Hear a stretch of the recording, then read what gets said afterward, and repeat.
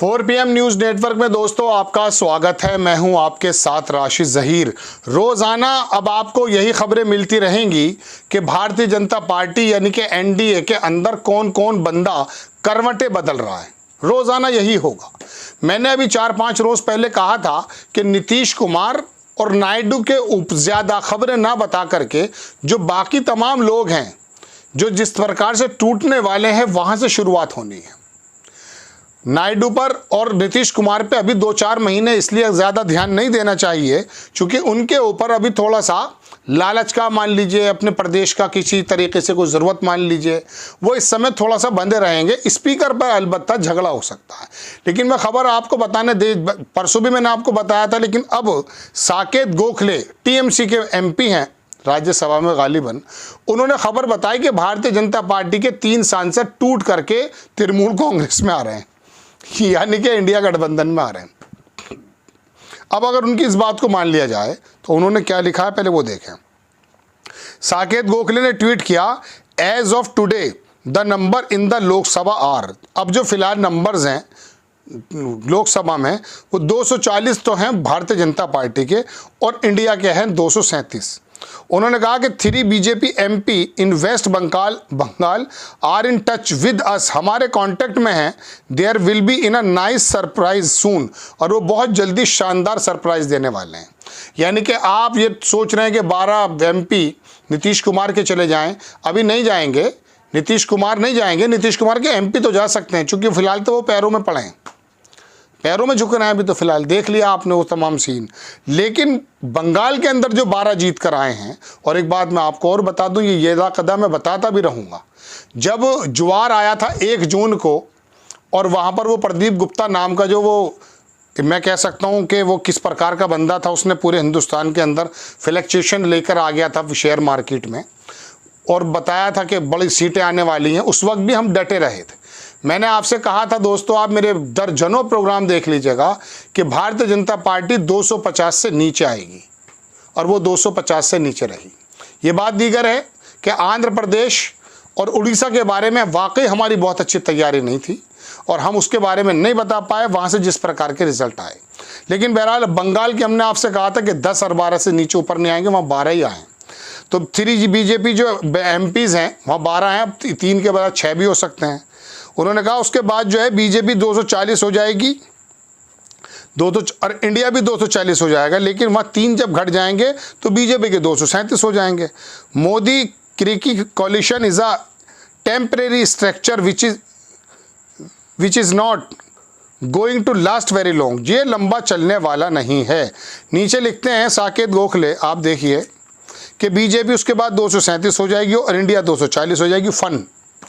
अब बात यह है कि ये तो अब शुरुआत भी तो आप ही ने की थी, तोड़ने की, जोड़ने की। ये तमाम जो राजनीतियाँ हैं ये कहाँ से शुरू हुई हैं बताइए आप हमें। कर्नाटक किसने तोड़ा, मध्य प्रदेश किसने तोड़ा, राजस्थान के अंदर कोशिश किसने की, गोवा किसने किया, अब तमाम जगहों पर मौजूद हैं। कौन सी जगह। लेकिन हैरत की बात यह है कि भारतीय जनता पार्टी के बड़े बड़े आला कमान नेता अभी आदर्शवादी बने हुए हैं। लेकिन अब बहरहाल ये भी खुल करके सामने आ गए, चूँकि इनको ये मालूम पड़ गया कि पब्लिक जो है, वोटर जो है वो इन बातों को बुरा नहीं मानता है। पहले किसी ज़माने में बुरा माना करते थे लोग, अब नहीं मानते हैं। तो बहरहाल अब ये खबर बुरी है। और दूसरी खबर मैं आपको पहले भी बता चुका था, हमारे चैनल पे बताई भी जा रही हैं। लेकिन जब ये टूटने फूटने की बात है तो मैं दूसरी खबर और दिखा देता हूँ आपको। एक खबर जो है ये बोलता हिंदुस्तान ने छापी है गालिबन, इसमें लिखा कि शिवसेना एनसीपी बीजेपी के 40 विधायक 1 महीने में पाला बदलेंगे। ये कांग्रेस आई के नेता का बयान है। विजय वडेट्टीवार कांग्रेस, इन्होंने कहा शिवसेना और एनसीपी और बीजेपी के 40 विधायक, और आपको मालूम है उन्होंने खुली नाराज़गी दिखाई भी दी है, मैंने कल भी आपको बताया था। अब बात यह है दोस्तों कि अगर बंगाल से मिसाल के तौर पर 3 सांसद टूट जाते हैं, और फिर हालांकि वो जाहिर सी बात है जब लोकसभा स्पीकर इनका होगा तो बहुत तेज़ी से ऊपर नीचे होंगे। ये लोकसभा स्पीकर इसीलिए टीडीपी के माध्यम से मांगा जा रहा है ताकि राहुल नार्वेकर दोबारा ना दोहराया जाए। महाराष्ट्र के अंदर आपने देखा है क्या हाल हुए हैं। हालांकि भारतीय जनता पार्टी स्पीकर शायद दे या ना दे, ये हैरत की बात है। मतलब एक बहुत ही ज़्यादा मैं कह सकता हूँ कि अगर वो दे गई तो बड़ी हैरत होगी। वो देगी नहीं क्योंकि उसको मालूम है कि भविष्य में जो खेल होने हैं वो स्पीकर के माध्यम से होने हैं। जब अमित शाह कुछ करेंगे, जैसा कि मकानात हैं, हम थोड़ी ना कह रहे हैं अपने मुंह से, अमित शाह अगर कुछ करते हैं कि आओ आओ आओ आओ और आ भी सकते हैं। ये तो मार्केट के अंदर ऐसे प्रोडक्ट हो गए कि इंसान ना होकर के प्रोडक्ट हो गई। मुझे तो हैरत होती है कभी कभी उन लोगों पे, मुझे हैरत होती है। अभी वो भारतीय जनता पार्टी के अंदर गया एक प्रवक्ता, क्या नाम उसका, जो ट्रिलियन में ज़ीरो पूछ रहा था, यकीन मानिए जब उसको बुलाया गया टीवी पर, वल्लभ, गौरव वल्लभ, हाँ, तो उसके वो ऐसी ढिठाई और बेशर्मी से जवाब दे रहा था।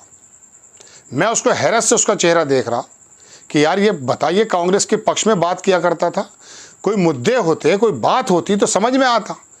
देश में अर्थव्यवस्था के एतबार से भारतीय जनता पार्टी ने देश को कहाँ पर लाकर छोड़ा है, हमसे ज़्यादा बेहतर वो जानता था। लेकिन फिर उसके पास एक्सक्यूजेज नहीं थे, अजीब अजीब सी बातें कर रहा था। तो ये जो एमपी और ये विधायक जो चुने जाते हैं, मुझे तो कभी कभी ऐसा लगता है कि इनको तोड़ क्यों देता है कोई, ऐसी अजीब बात है। मैंने देखे कल के एक प्रोग्राम में कहा सुशील मोदी के बारे में, दुनिया से चले गए।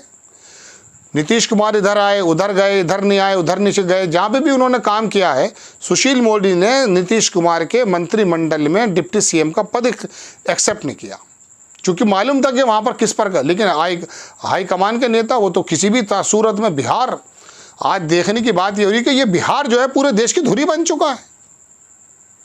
वहाँ के नेता ये जो ऊपर नीचे, इधर से उधर, उधर से इधर हो रहे हैं। 12 एमपी लेकर आया नीतीश कुमार और पूरे देश में उधम मचा तक रख दिया भाई। यानी कि कांग्रेस के 100 बेकार, और बीजेपी के 240 बेकार, इसके 12 और उसके 18, उसके 16, इसी पर तुम घूम रहे हैं। सारी न्यूज़ का ज्वार उधर आया हुआ है। ये बिहार के एमपी हैं, मतलब नीतीश कुमार, ये क्या कर रहे हैं? कभी कभी आपको लगता नहीं, आप इंटरटेनमेंट के एतबार से देखते हैं, बात अलग है, लेकिन क्या आपको हैरत नहीं लगती कि हमारे राजनेता जो वोट लेने बड़े भोले बनकर आते हैं और हम उनको वोट दे भी देते हैं कि देश की सेवा करेंगे, सेवा क्या कर रहे हैं? ये तो बाकायदा जो है मेवा खा रहे हैं, और जो है मैं कह सकता हूँ कि सौदेबाजी करने पर तुले हुए हैं। मुझे ये मंत्रालय नहीं चाहिए। अरे क्या बात है भाई, तुझे सेवा करनी है या मंत्रालय चाहिए मलाईदार? बहरहाल बड़ी खबर यह है कि बंगाल से ये बड़ी खबर क्या, भारतीय जनता पार्टी के लिए बुरी खबर आ रही है, और ये खबर देने वाले टीएमसी के सांसद हैं। अब देखना यह है कि वो वहाँ पर क्या करते हैं, शुभेंदु अधिकारी वगैरह तमाम लोग किस तरह से जो है काम करते हैं।